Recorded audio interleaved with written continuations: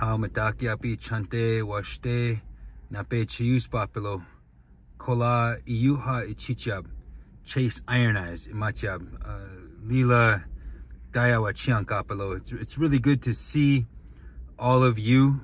I know that I don't do my normal or my, I'm not online as much, you know, on either in live feeds or in whatever way, because things are really busy. But tonight we have a very special opportunity to engage a discussion with people that I respect, people that I look up to.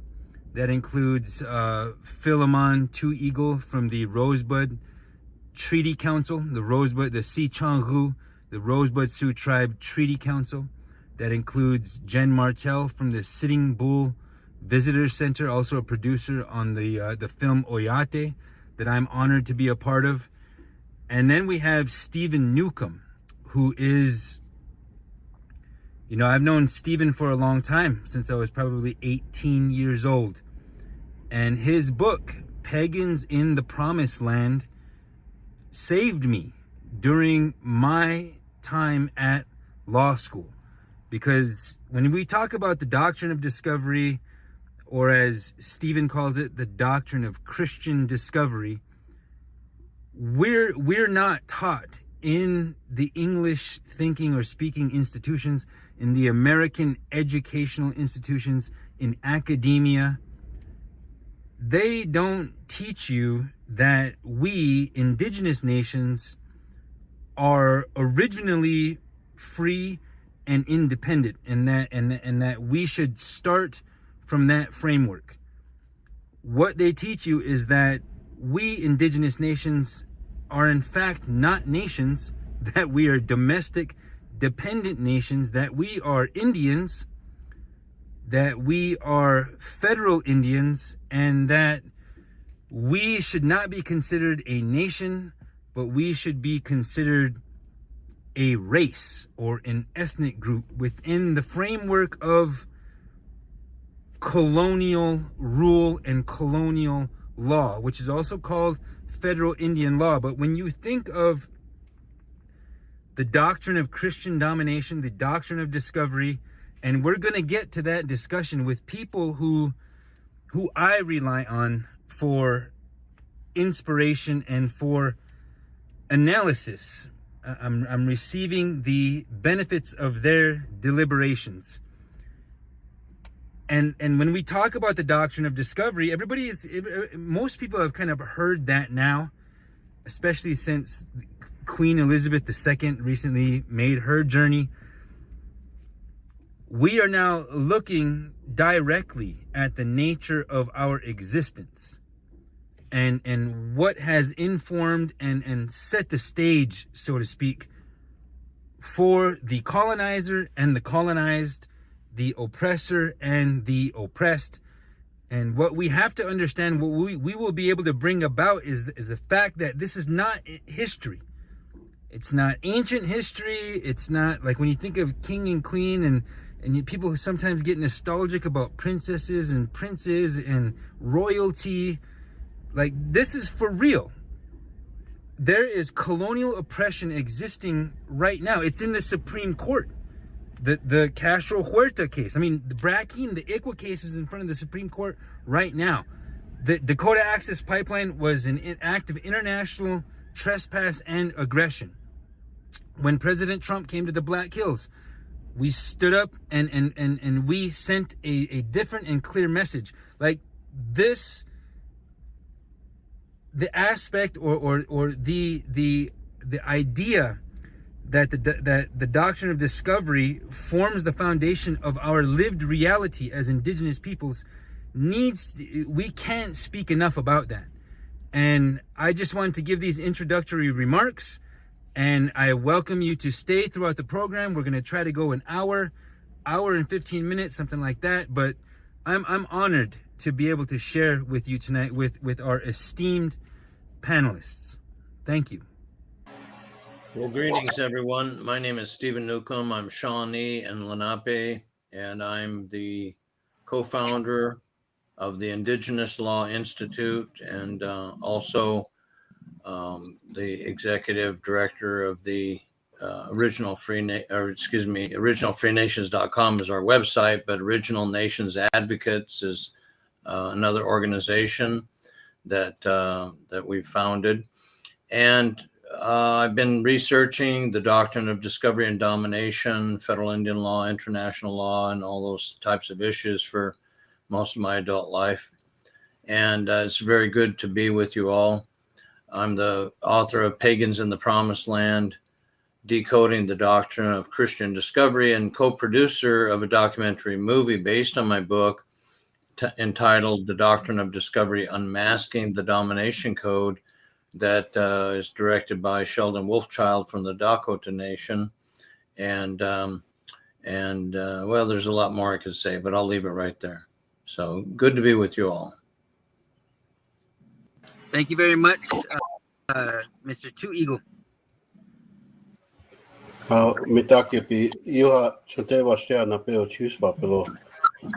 Good evening, everyone. I shake your hand with a good heart. My name is Phil Two Eagle. Coming from you from the Sicangu Lakota Treaty Council on Ochete Shawnee 7 Council Fires territory. I'm pretty close with Steven Newcomb and Jen, but my perspective is going to be coming from the traditional Lakota inherent sovereignty and from the treaty rights and the what the Doctrine of Discovery has done to us.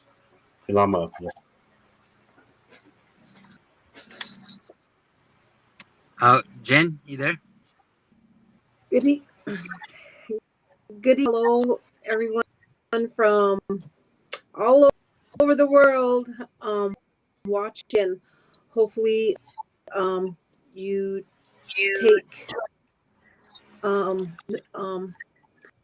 what we're discussing. I'm Jennifer Martel, Sitting Bull Visitor Center. I'm the coordinator, the worlders, and we have a lot of great conversations, and we have some not great. We have to make these conversations. We have to talk. Good to be here and be with Stephen, Phil, and Chase. Thank you very much. You know, there's a lot going on in we refer to as the colonial experience or the indigenous experience, who know about the doctrine of discovery, have been working, or the doctrine of Christian dominance, working on liberating indigenous nations. And when sometimes when you talk to, or when we talk to other people out these circles of work, it's sometimes it's strange. Nobody's ever heard of it. Nobody's questioned why the laws are the way they are, why the way it is, like as a whole country, you know, and as a beginning to dive into some of that. You know, you've got the United States Supreme Court dive into the Indian Child Welfare Act, the Supreme Court deliberating on the contours of indigenous in the McGirt case in Oklahoma, and Castro Huerta, you know, the after that. All of these are happening right now. It happened a long time ago, but when we talk about the doctrine of discovery, the doctrine of, I want to call upon Steven Newcomb, because truly I was able to read Pagans in the Promised Land in my first or second year of law school. But you know, creation works in mysterious ways. But it was neat to read that then. But I would like Steven Newcomb to, you know, in a concise as possible way, you know, what of Christian domination. What is the doctrine of discovery, and how is it relating? Well, thank you for that, Chase. I want to begin by setting the context for this conversation. And the context it starts with the original free and independent existence of our nations and peoples, extending back to the beginning of time through our oral histories and traditions. And the contrast of that original free existence with a system of domination that was brought by ship across the ocean centuries ago and imposed on everyone and everything. And along with that system of domination, or I should say the carriers, part of the means by which that was promoted and spread and so forth, was the language and mental world of that part of the planet. So we have to go deep into their language. We have to go deep into their concepts, their ideas, and realize that those are not physical objects. They're metaphysical. They're not something you can pick up in your hand. I guess you can pick a book up in your hand, but if you have a specific idea, a mental creation, it's not a physical object. But you have all of these ways in which the invaders, the people who invaded or came here with the intention to establish a system of domination wherever it did not yet exist, using their language system in a manner that would manipulate people's minds, would control people's minds, and therefore control their behavior. And so when we go into that, the sources, we can go into many different sources, but one of those is the set of documents that were issued by various popes of the Vatican during the 15th century or the 1400s. And we can look at the specific vocabulary that was being used in those documents. And that vocabulary tells us what their intention was. There are a lot of ways in which English disguises the dark side of all of this, because it uses what are called euphemisms, positive sounding words for very terrible or horrible things.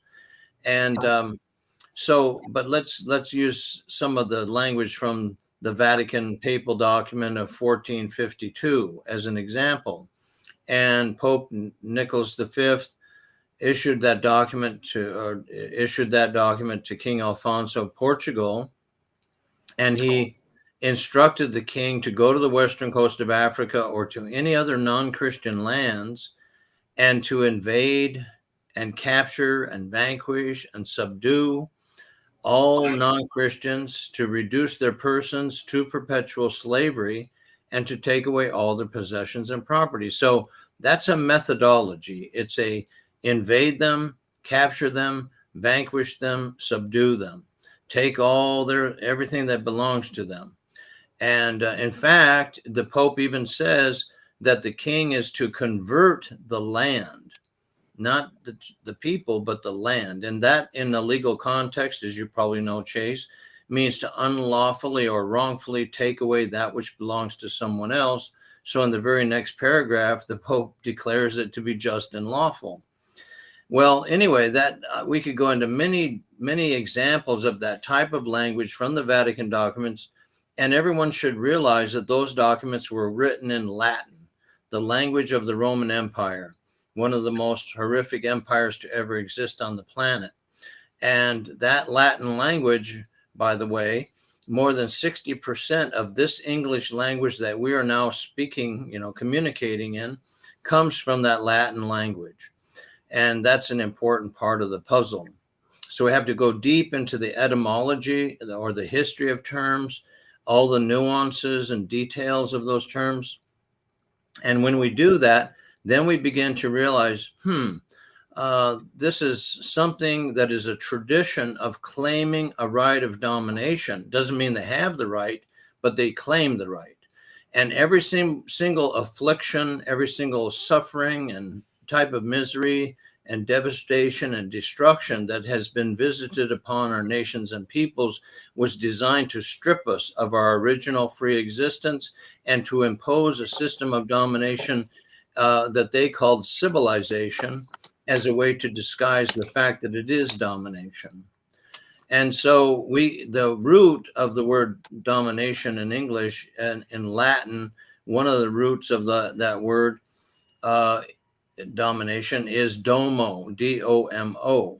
And it has 7 main meanings: to subjugate, to subdue, to force into subservience, to tame, to domesticate, to cultivate, and to till. So in their view, our nations and peoples, our ancestors were running around loose, and they had to round them up and control them in order to create what they called their civilization and their progress.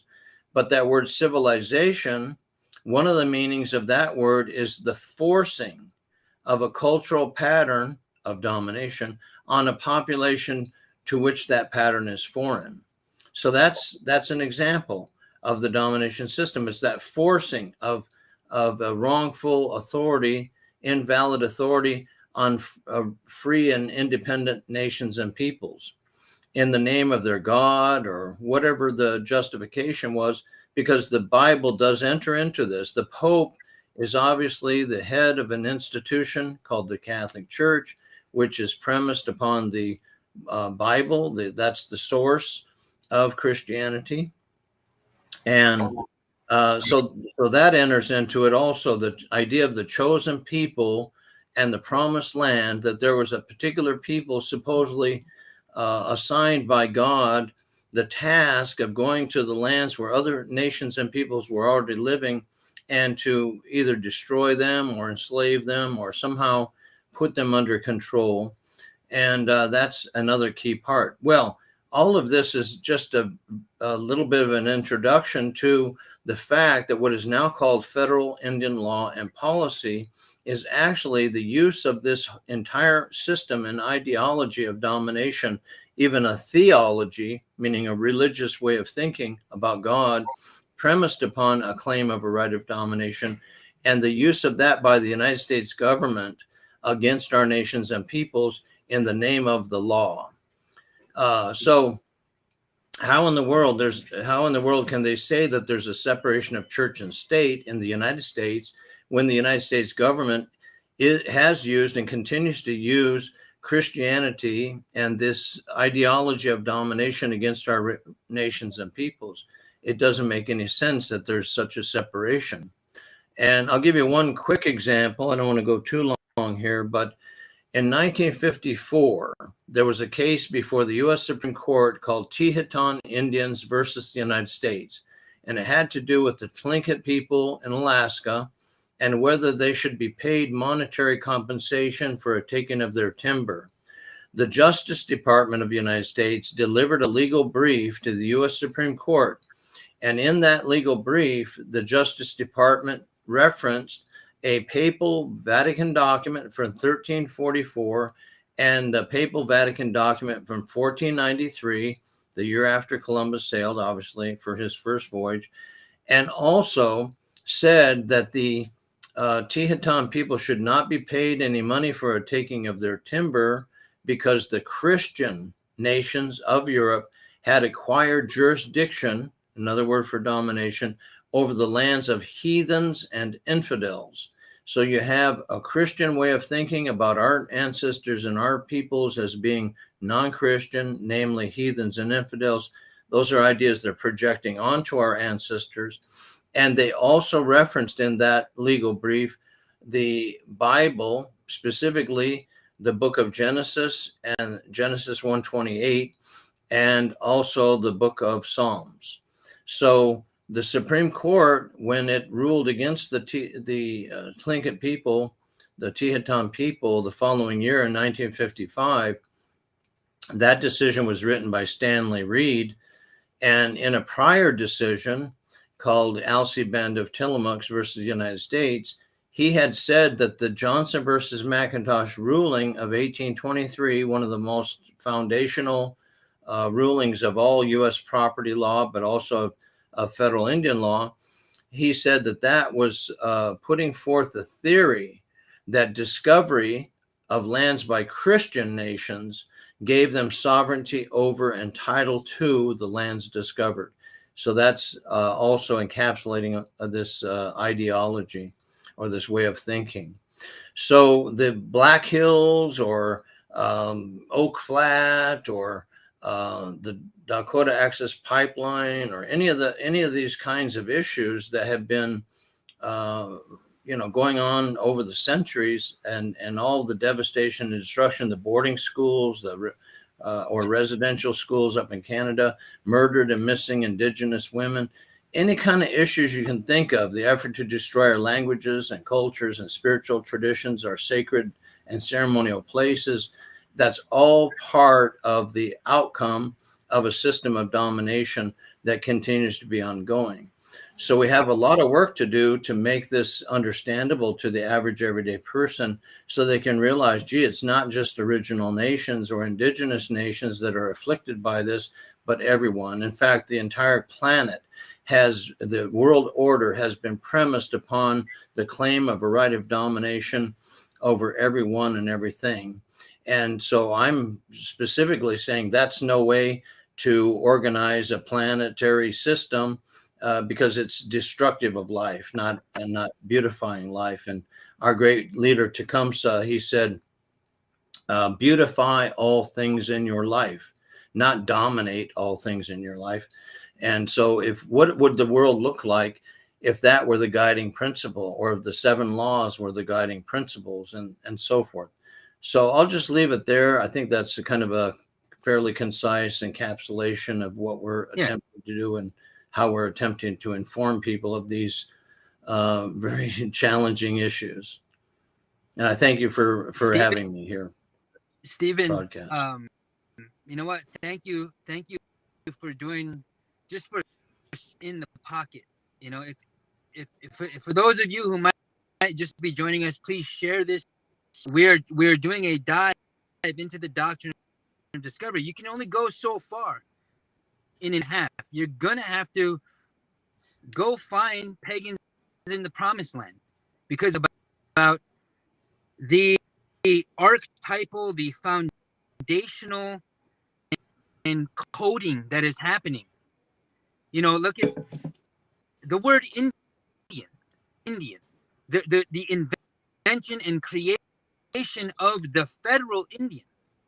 We grow up, they don't teach you that in law school. They don't teach you that in nation. They just say, hey, you're an Indian, you're a federal Indian, 25 code applies to you, and Congress has plenary authority. Oh, you are now a domestic dependent nation that has been impacted of certain attributes of your inherent authority. Like that's what's going on, these colonial systems. Now, Phil Two Eagle speaks Lakota and has worked with a great number of Lakota philosophers, Lakota thinkers, Lakota theology, the people that we rely on, again, who are seeking this further understanding of how our reality, and trying to change that. So, you know, I do want to, because heavy discussion, but it needs to have this. And so I want to ask Phil about inherent authority. Wo igluhan is a word that I know I've come across in my journey. The you know, what is God given? That power that we are imbued with as a nation mean to be sovereign. How are you relating to the Doctrine of Discovery and the Doctrine of Christian in Lakota thinking, but you know, for the benefit of us and for the engaging this discourse in the English language, you know, we would like you to also in English, please, Phil. Thank you. How, Pilar Mayalo. whenever we talk about the Doctrine of Discovery, we have to go backwards to a time when our people existed free and independently on this Keawita is the North America. So when I talk about Doctrine of Discovery, I have to remember my chiefs, my ancestors that were here even before the Europeans touched the ground on Turtle Island. So we are the Ocheti Shakoi Oyate, the people of the seven council fires. The Ocheti Shakoi are the Bede wa Kantruan, the Wachpetruan, Wachpekute, Sisitruan, Ihangtruana, and Titrua, the Titan Lakota, which through Wolakota is a confederation of Oyate or nations that make up the Ocheti Shakoi Oyate. And as a Sicangu Lakota, I'm part of the Tihetan Lakota, which is the Lakota Oyate, further composed of seven council fires that include the Hunkpapa, Itazipcho, the Manikanju, some say Manikowoju, Oglala, Ohenupa, Sichangu, and Sihasapa. The Ocheti Shakoi is a sovereign confederate nation of people, a First Nation that existed as a fully separate, sovereign, and independent and equal nation occupying the Great Plains. Actually, our area, our ancestral homelands, rangelands, goes from the Carolinas to the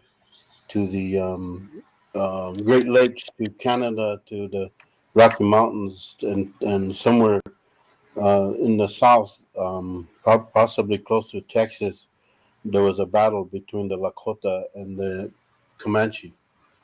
So that was our area where we lived, where our ancestors are buried. We followed the Tatanka, the bison, to many places, and so that's you take it back to the year 1492, and you can go so far. The Ocheti Shakoi at all times have been separate peoples, possessed of a common ancestry and its own spirituality. Nagi, that's the Nagi that I'm talking about, and the language, the Lakota language, the dialects. We have the Lakota, Dakota, Nakota, and we have Wobche, which are the laws, or the Wichocha. The Wichocha are the ways, the culture, traditions. We have knowledge, we have science and technology, economy. Before the Doctrine of Discovery, we had our own indigenous Lakota economy, and so we have all this history, the territory. We're tied to the land, the natural resources, water. Is many. We had our own government, our own leaders, warriors, and we also ultimately had the capacity to enter into relations with other nations. Then, according to, I work closely with a lot of people, even attorneys that taught me that according to declarative theory, they call it a statehood under Washichu international law. Recognition of sovereign states is not a requirement for the existence of a sovereign state. As acknowledged by the colonial power's own high court, the United States Supreme Court, the Ocheti Shakoi Oyate existed as a fully separate, sovereign, and independent and equal nation before the Declaration of 1776 that founded the colonial power of the Mila Huska, which is the United States of America. The Mila Huska is an empire successor, imperial and colonial state, successor to the colonial, unlawful colonial invasions, occupations, and rule of England, France, Spain, and Russia over hundreds of sovereign First Nations of Keawita, Turtle Island, and an unlawful colonizer, occupier, and ruler itself of those over our people. The Ocheti Shakon existed as a fully separate sovereign and independent equal nation before and after the Louisiana Purchase. Now you gotta remember this history because that's important. The before the and after the Louisiana Purchase of 1803, by which the Mila Huska purchased from France, the nation of France, its interest in territory encompassing the territory and lands of the Oyate. France did not own, had not settled, and did not possess the territory or lands of the Oyate, and therefore, even under the laws of the Washichu, the white man could not and did not sell to the United States something it did not own. And the failure of the Louisiana Purchase to transfer to Mila Huska the territory and lands of the Oyate was subsequently acknowledged formally by the United States by its act of entering into the Fort Laramie Treaties of 1851 and 1868 with the Oyate over the same territory and lands. The Ocheti Shakoni Oyate exists as a fully separate, sovereign, and independent and equal nation before and after the creation of federal Indian law by the Mila Huska. When I say Mila Huska, again, I refer to the United States of America, which imposed racist and illegal foundational doctrines of imperial and colonial domination known as discovery, trust authority, and plenary power over native people as incompetent, savage heathens, wards of the Mila Huska, and called us domestic dependent nations possessed of only an extinguishable at-will right of occupation of their ancestral territories and lands. The three fundamental doctrines of federal Indian law are legal fiction, carved out of thin air by the United States Supreme Court, the High Court of the Imperial Colonial Power, beginning with the Marshall Trilogy in Johnson versus Macintosh, 1823, Cherokee Nation versus Georgia, 1831, and Worcester versus Georgia in 1832. These three fundamental doctrines of federal Indian law are legal and factual fictions created to provide a legal facade for the unlawful invasion and taking and ethnic cleansing of the territories and lands and resources of the sovereign First Nations and their peoples by the Mila Huska and its settler colonialists, and as a legal facade for the imperial and colonial rule and forced assimilation by Mila Huska of the surviving First Nations and their peoples, all in gross violations of even their own Washichu's own international law, the law of nations. And I want to talk a little bit about why inherent sovereignty is important. Is that when you think back to our ancestors and how they lived, that's where the power is. That our language, our history, our culture, our territory, we and the philosophy that we are part of this land. Why do you think our people are the same color as the land? That we are part of this land. So I want to go that much this far at this time and give some of our other presenters some time to talk, and we can come back to some of those issues. Wow. Thank you. Please, look. If you look for the Rosebud Treaty Council, if you look for Phil launched, and with the help of others, but obviously Phil is there is a site, I believe it's called Ocheti Shakowi. I don't know, but maybe at the end of this, we're going to include links to the works that are.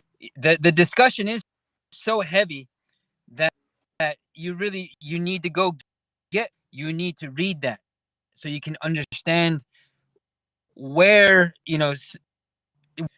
what we're actually trying to do in what is called Indian country, people, and there are many people, there are many organizations are not trying to liberate from the chains that bind us. The chains are just covered in velvet, so they're soft and they're comfortable. There are chains there for indigenous people, and we are doing our best. We're straight from them,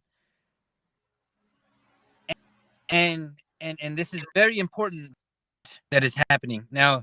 Jen, I know that Jen's connection was a little choppy. We saw that in the. Hopefully, things are well connected there. Again, producer on the documentary film, and I'm not up to accolades that the film is pulling down, but Benjamin and Emil involved in that production of a film called Oyate, which chronicles a few things, including the Dakota Access Pipeline struggle. Jen bring on right now is a producer on that film, and she's also the director of this visitor center. And so I would just like, Jen, if you could, tell the people you relate to the Doctrine of Discovery, the Doctrine of Christian Domination, how that has your life and your work. That would be very much appreciated. Good evening. Doctrine of Discovery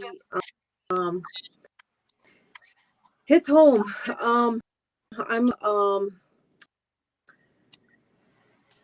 the residential school. I didn't go to residential school, but through the Mormon church was living with non-native families to acclimate or revitalize me or not revitalize me, but Washichu ways. And as I got older and just I missed home, so I knew I had to do something, and people were, my people, the love of my people. I knew I had to do learning, coming in with learning from Phil, and then also just I like to observe, and so here at the Visitor Center, what we do, and actually there's a class going on. We're practicing our inherent sovereignty. Basically vitalizing, we're not doing any of that. We're just basically stepping in a time, place, and space that's available to bring forward our traditional what we used to make. We're to making being seamstress, or we're also doing traditional foods, getting back to be, because we're always a part of some statistic or we're something else. We're also, during COVID, we went back to our traditional medicines of, I guess I haven't found the word of not revitalizing. We've known this all along. And so being a part of the visitor center, we have all walks of life that come through.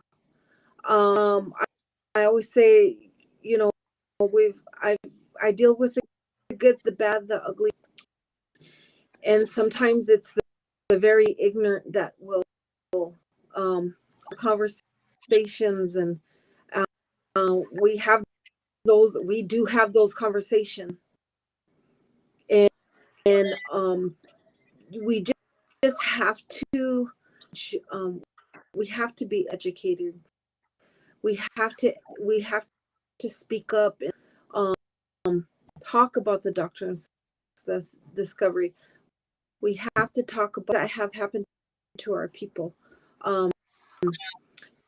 It's really nice that the law enforcement, new detailed people, we have traveling nurses and doctors, basically educating and having them others and having those conversations. Today I had a conversation with a travel doctor.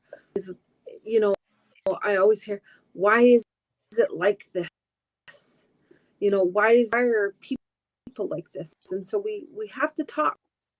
We have to have that discussion, educating them about the Doctrine of Discovery, and then do modern time, you know, the 21st century, and in having them understand that, you know, we still deal with a lot of racism, or, oh, don't talk about that, or well, I'm tired of hearing all that, so I'm let's educate, let's be forward, let's be honest, because you know what, doesn't bother us, it bothers, you know, the non-native or that don't want to have the hour cut. But you walk in here and you want to daggers per se, you know, it's like we have to have those conversations. Like some they get it, or they're mad, and I'm like, well, sorry, but you know, this is, I'm off of time, space, and place for you, for us to be conversations. And I always tell folks, you know, be true, honest, you know, don't make it any more than we already deal with, you know. Or someone said, you know, they did a survey here and this is how the people are. Just always setting the tone, and making sure that they, we're not going to put up with it no more. We're tired of it, and this is who we are. We deserve all the goodness that we do here for our people. Are not very selfish people that will help you. You can't come and reparation if you can't repair Doctrine of Discovery has done. And I've had folks ask me like, well, back. And they're like, okay, that's easy. And I'm like, yeah, it is. It's simple, but you make it harder because you have given us laws to jump through. But if you give the land back, we may not do it, but it means a lot to us because we do much of what we, of who we are. That's just the things that I deal with. And I'm really happy that Bill and Steve kind of keeps me, you know, who we are and what we've dealt with prior into what we're still doing. Just getting an understanding that our education system. So having these classes, I always tell the students, go home and teach, not complaining about a class or a teacher or a culture teacher, that practicing your inherent sovereignty, and your first government is your baby. With all of that we can get back to dictate what we do in our home, that we are actually taking ownership, and we get to do these things, and we get to practice, and we get to harvest, We get to the things that we've done, we can still do that, but we just have to not tell us what to do. We get to tell ourselves what we can do.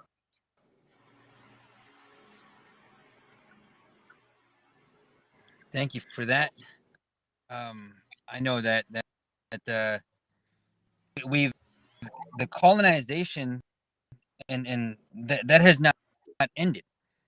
Was the first place that I heard of deconstructing, going further into the etymology of the word colonize, it to a complete digestion, like the colon, because it's digesting, it's absorbing there that is there, and it's reforming,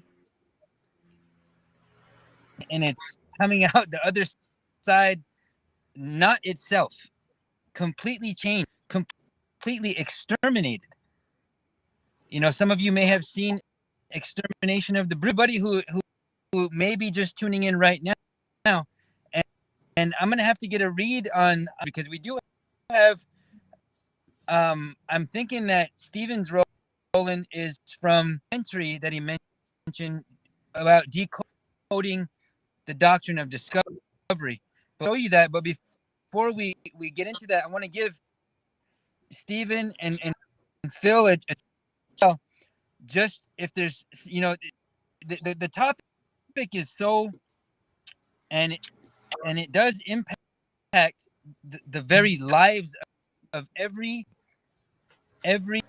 federal Indian, every indigenous person, every liberated spiritual being, authorized spiritual being.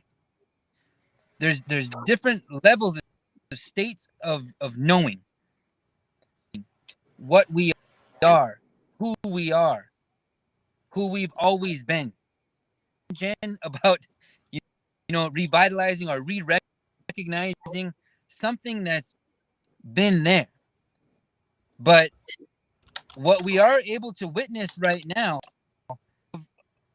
how a white supremacist colonial is set up to deconstruct from within. The Queen of England, Elizabeth II, I believe, is the queen, that person's name.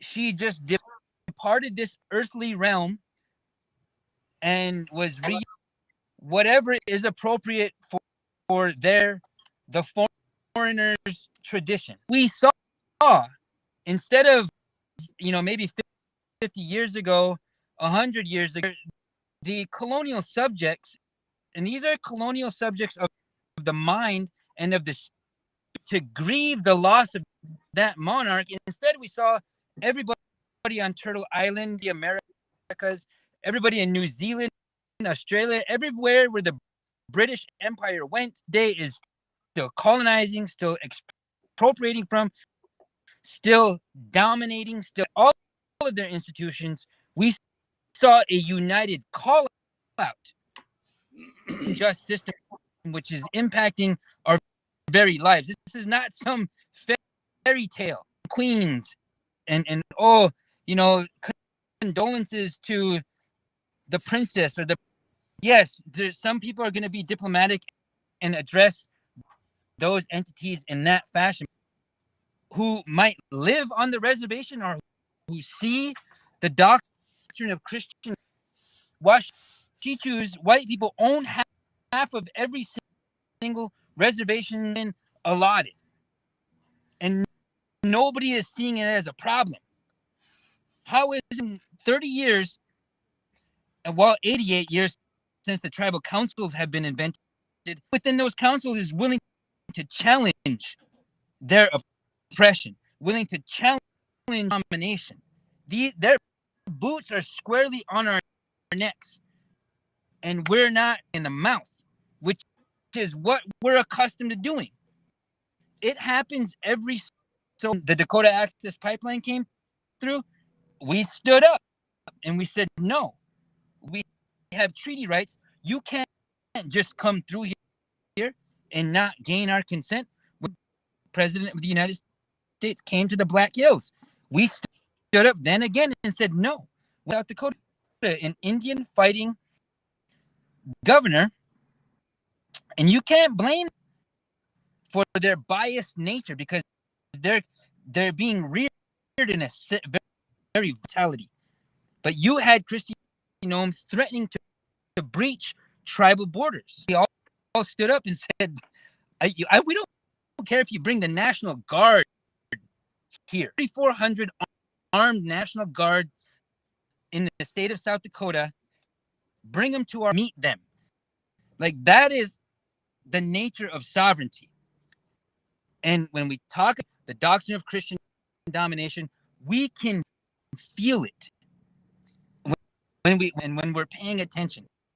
But that is some of the ways that I see this happens. And I want to pass the microphone back to Mr. Newcomb, and then for any kind of remarks that you might have left out, any other examples that you want to show those roll-ins of your guys' films. I think that's very important. So thank you.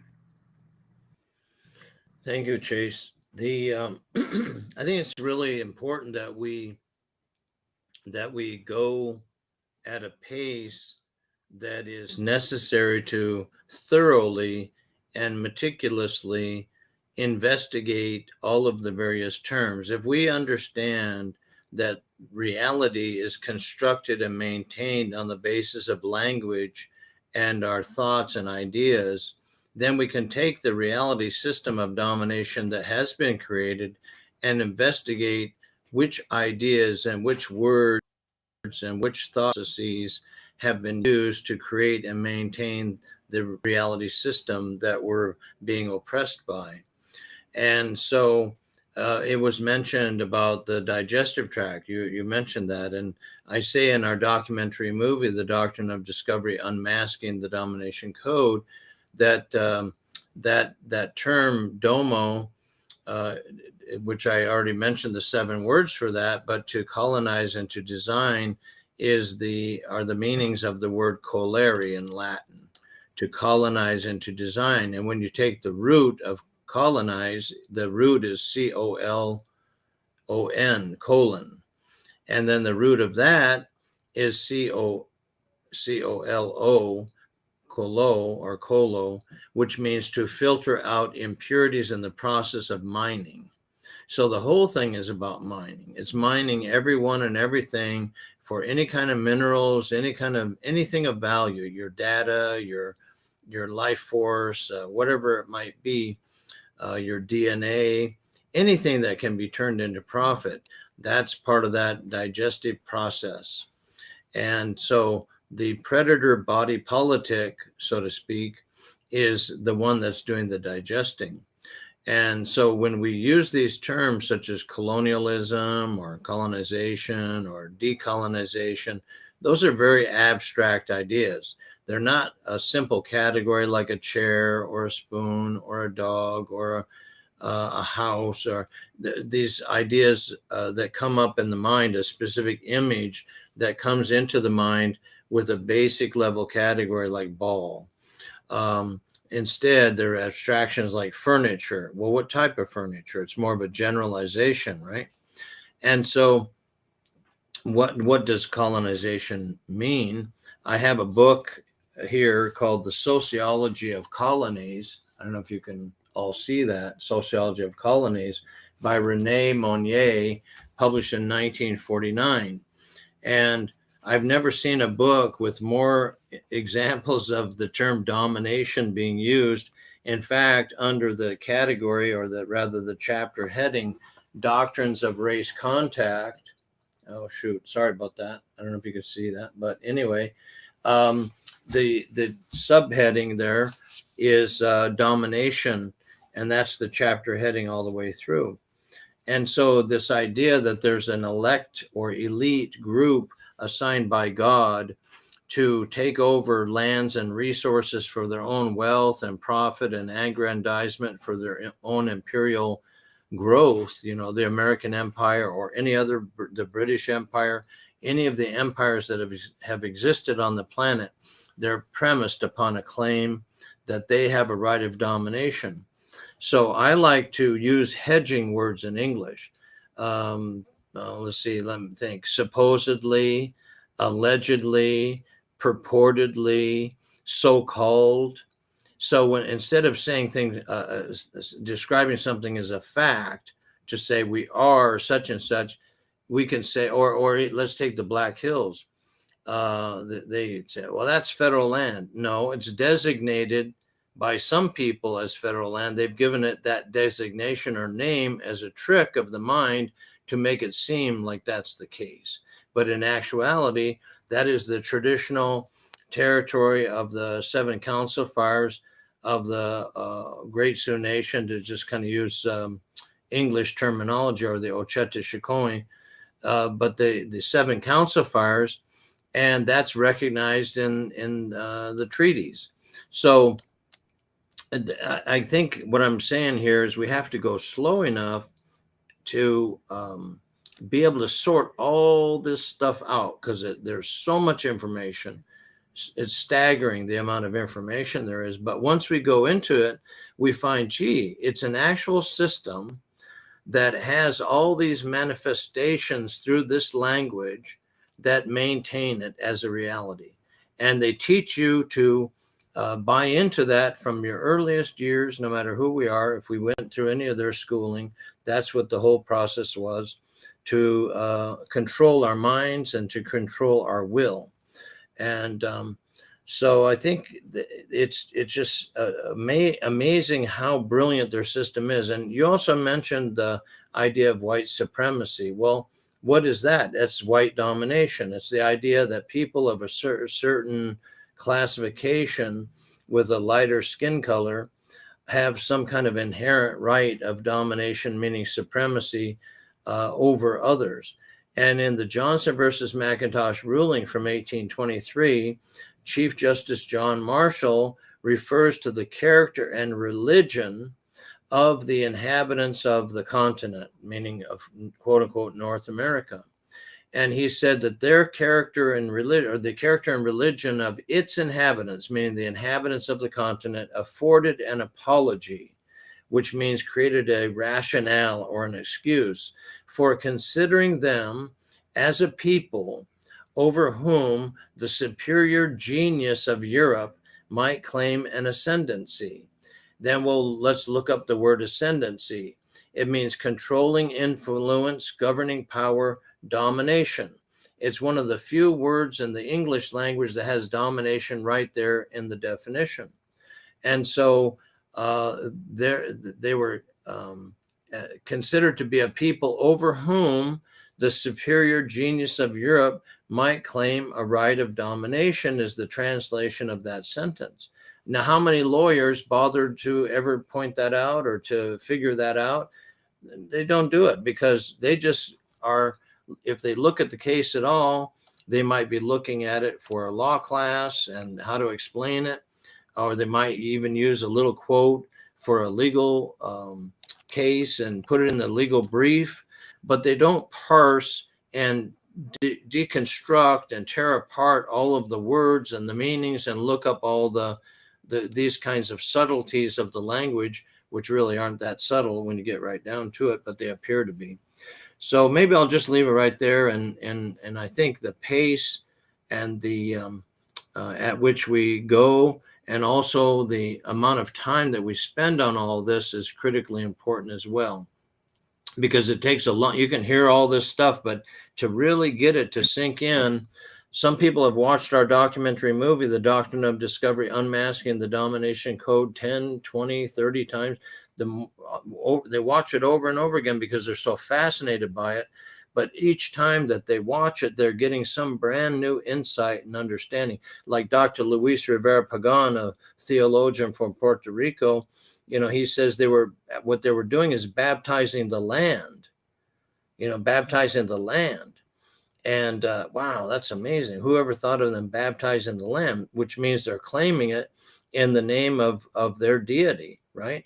Mm-hmm. And What's that based on? Well, that's based on what they call the Great Commission from Matthew 28, the verse Matthew 28, 18 through 20. And Jesus is said to have risen from the dead, and he declares, all power is in me. All power is in me in heaven and earth. And so when you look up that word power in the Latin version of the Bible, it goes to potestas. And that word means rule, dominion, sway, governing power, all those kinds of terms. And but then if you look deeper, then it even goes into another couple of words, ditio and dicio, which one of them means to reduce a country to subjection to oneself. Isn't that amazing? To reduce to subjection, under domination, a country to oneself. So the dominators coming in and creating that kind of a reality system. And I just came back from the Black Hills, and it was staggering to see the amount of churches with these massive amounts of land that they have in their possession in the Black Hills. And then they put their crosses up like a sign of victory. And what does Jesus say in the next couple of verses? He says, go therefore, since all power is in him, to reduce a country to subjection to oneself. Go therefore to all the nations and baptize them in the name of the Father and the Son and of the Holy Spirit. So that's all part of the domination system. And it's amazing how they've gotten away with all this stuff. I mean, they don't even pay taxes as far as I know on any of that, because they are tax exempt as a church, as a religion. I mean, wow, it's astounding what they've gotten away with. So remember that the word property means domination. One definition of property is not the material object itself, like a book or something like that, but the right of domination. This is in the definition, the right of domination rightfully obtained over such object. So every time you see the word property or you hear the word property, you're actually seeing a word that means domination. So the property law system of the United States, as they like to say, is actually the domination law system of the United States. But who knows that? And civilization, state, sovereignty, ascendancy, dominion, property, and empire are all 7 terms of domination. With the right amount of time, we could go into each and every one of those. And you realize, Jesus, just like zeros and ones in the binary code that creates the computer system and the internet and all that, it's just domination, domination, domination, domination, domination over and over and over again to create what is existing today. But it doesn't appear to be that, because there's all these euphemisms and synonyms for that term. And so it remains disguised. And that's why we talk about unmasking it. You know what? I appreciate that, Stephen. It's tough to think that, the English language is kind of like a railway system, a software that is limited in its ability to run.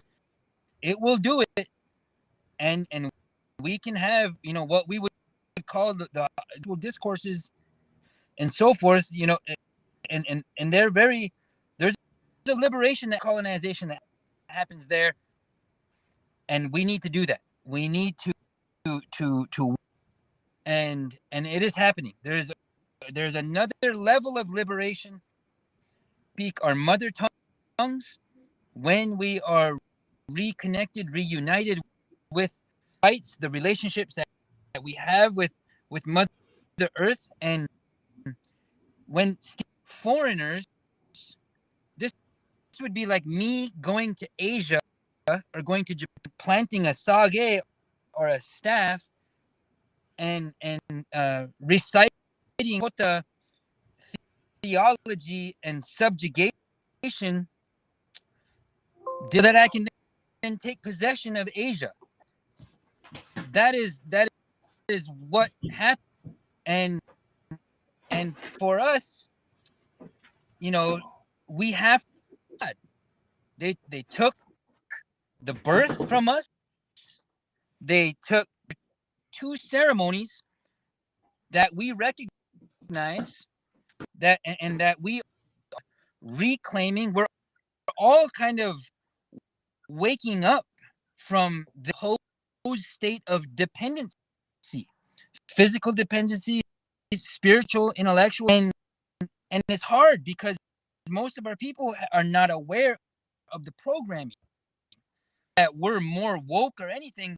Like some of us didn't have the benefit of learning lock, and that is a very significant marker. Transmit the inextinguishable essence of what we sovereignty. So, you know, I want to give Phil a chance to give us some. Then after these next two commentaries, let's show those Rolands, and then we'll end the program at an hour. But this is, you can know, we could do an into this 6 episodes. They're each 30 minutes to an hour long, and it still wouldn't be enough. Phil has a couple of events that are coming up. Phil's Powwow, I believe. I would like you to mention those events. We are going to live. So just pay attention to, you know, the logos that you see on the screen there. Lakota Peoples, Indigenous Peoples Movement, Last Real Indians. Those are places where we're going to try to promote the of Phil Two Eagle, and we will get, and Jen Martel, we will be in each of these individuals has their connections and they're online. We will most definitely mention that. But Phil, I want to give you a chance to you know, just give you a few minutes to make some closing remarks here.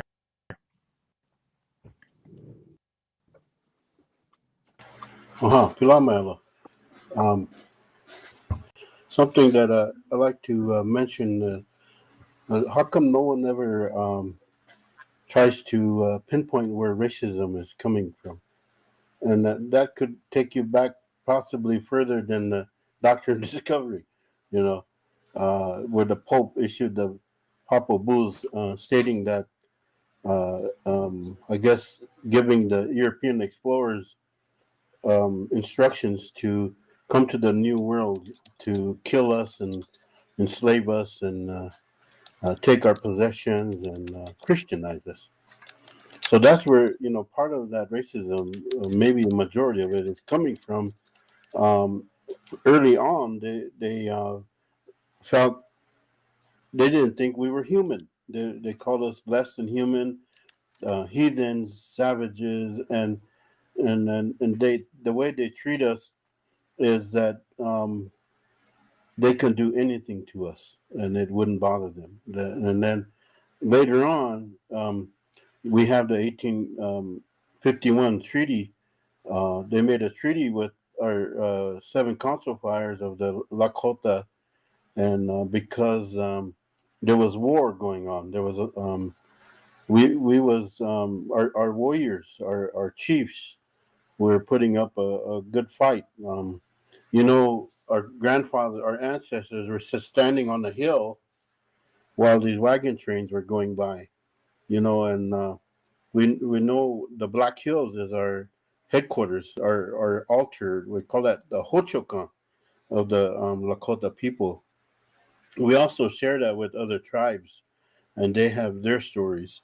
We have sacred sites in the Black Hills, and that's why it's very important for us. And we need everybody's help to educate the United States Congress. We even sent a letter to President Biden asking for a meeting, and because what we feel is that they signed some treaties with us, and we want them to honor those. And in 1871, the U.S. House of Representatives slipped a rider into the Appropriations Act, ending treaty making with tribal nations. So from international law, from how we understand it, is that you cannot change a treaty unless you make a new treaty. So ever since 1871, they have never made any new treaties with us, but instead Congress enacted these bills, these congressional acts along the way, and we feel those are illegal. What they did was they legalized illegal, and we still, according to the treaty, we still we still have a right. We have the right not just to occupy. That is our territory of the Black Hills region, and they gave, according to the treaty, they our boundaries was set with for North Dakota, South Dakota, Nebraska, Wyoming, Montana, and where you see those boundaries, that's the Washichu call it the Great Sioux. We don't like to be called Sioux, the Sioux Reservation. We call ourselves the Lakota, Dakota, and Nakota. So that's where this is all going, and then it leads to anytime you have any case law. By the way, I'm not an attorney, but anytime you have something like the Black Hills settlement case, you Google that, and it will always lead you to Johnson versus Macintosh. So what the Washichu did was they created something out of thin air and turned it into federal Indian law, they call it. And then it turns into plenary power, something that they use against us. They use this Johnson versus Macintosh against us every time. So we need to challenge this plan that they had to kill the Indian and save the man. They're still assimilating us. We send our kids to these schools, and those are what you. I had one of the young ladies say it was English immersion schools because they don't teach Lakota language in our schools. So the assimilation process is going, but only now our own people is implementing this assimilation process in the schools and in tribal governments. People don't speak their languages.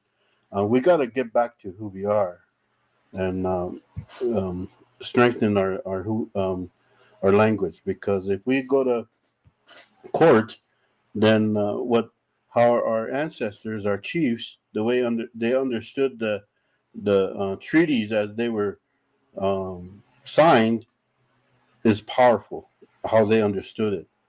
But now we're hearing that there was no negotiation with these treaties. This treaty commission came to the Fort Laramie with already a template in hand and saying, look, you're going to do this, you're going to do this. And there was no negotiation in these treaties. So everything is all, done illegally from the beginning. So I want our indigenous people to file a challenge to the United States of America that this Doctrine of Discovery is not real. It's not. It doesn't pertain to indigenous peoples. Thank you. Real quick. I forgot to mention that my friend Peter Durico is coming out. His book is being released at the end of this month, and so that's any time now. And his book is called Anti-Indian Law: The Legal Entrapment of Indigenous Peoples, Peter Durico. So I just wanted to mention that to everyone, and thank you very much for having me. I really appreciate it.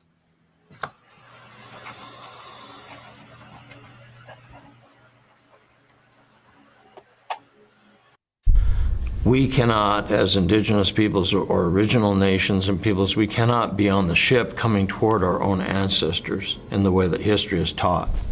We have to understand ourselves as being on the shore, looking out at that ship as it's coming in.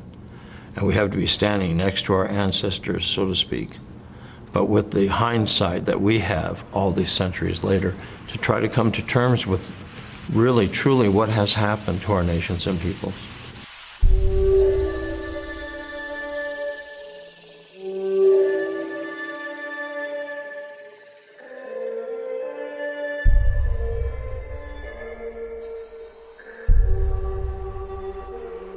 I began to understand that this conflict between the colonizers from what was called Christendom and our original nations and peoples is a conflict based upon a religious perspective that they held, but an imperial religious perspective of Christian empire, Christiani imperii in Latin.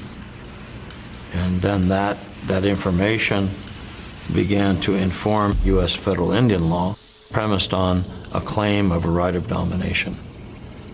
And that's what they've been using against our nations and peoples ever since they got over here.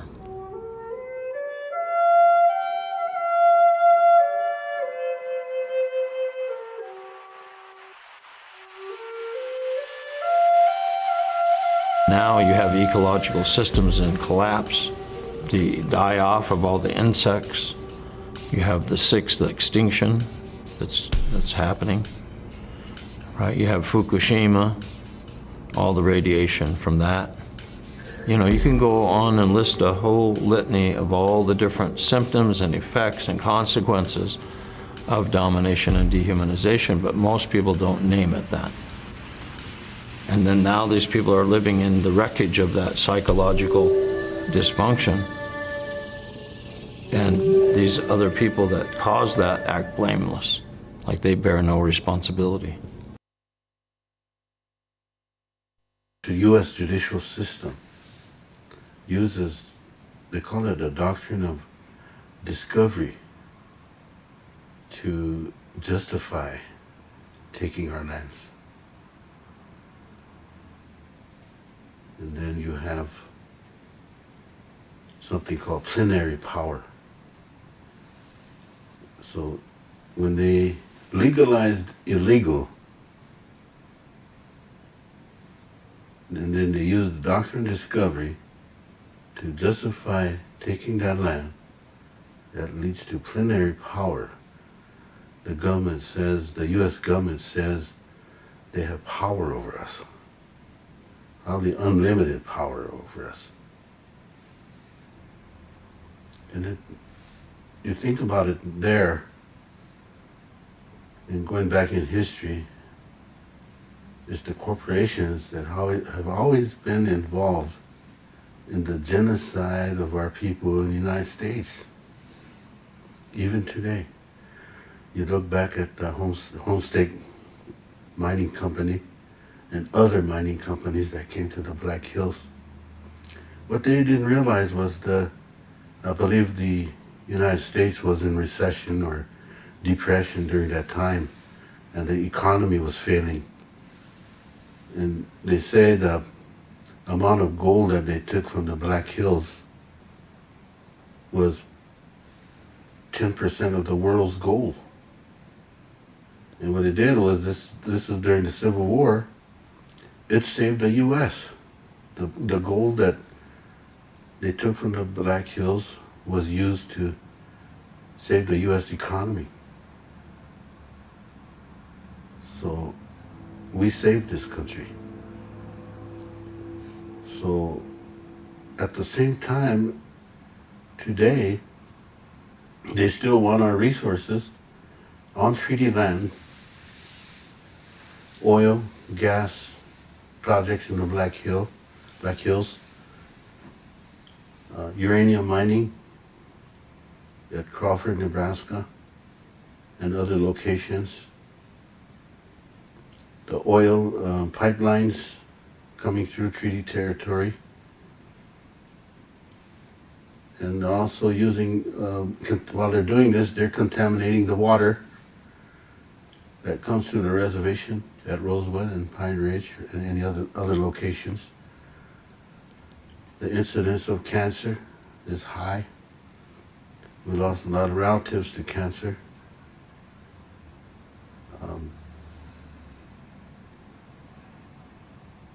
I'm beginning to think that nobody is realizing that the corporations are in collusion with the U.S. to commit genocide against us, historically, and today also. And we want that to stop.